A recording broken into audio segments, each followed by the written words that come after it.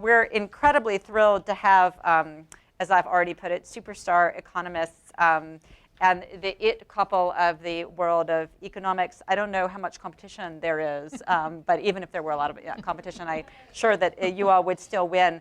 So we have Justin Wolfers and Betsy Stevenson here.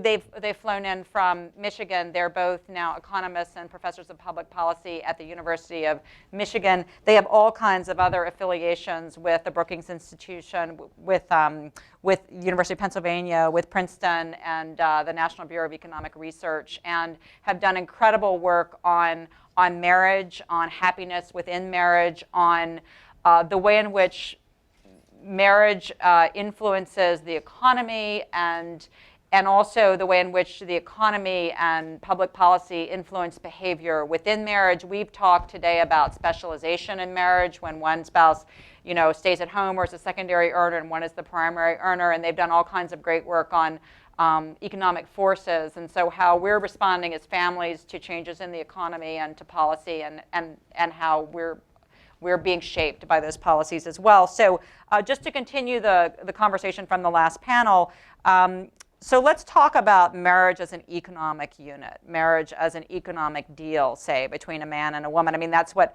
Simone de Beauvoir characterized marriage as, this deal in which the man was the provider and the woman would bring all sorts of other resources, childbearing services, housekeeping services, sexual services, and that was the fundamental deal of marriage, and it's primarily an economic unit. And so is that true? Gary Becker won a Nobel Prize in economics for bringing economics outside of standard questions and into things like family behavior. And he started off by characterizing marriage as having enormous amounts of value because of the fact that people were more productive when they were in a marriage than when they were apart.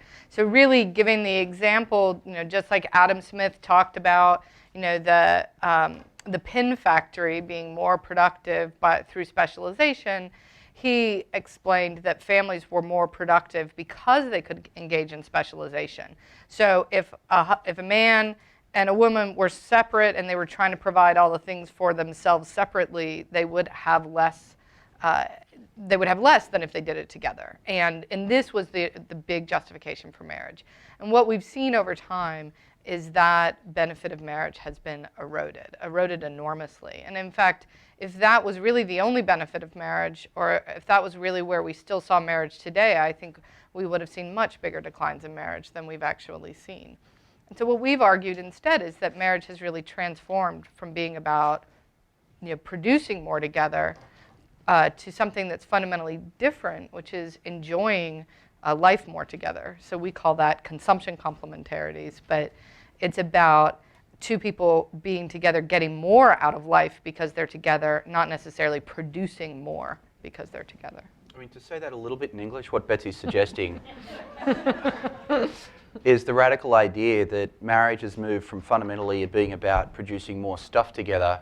This new idea she called consumption complementarities, we sometimes call it hedonic marriage. It's actually just the idea that maybe it's about love.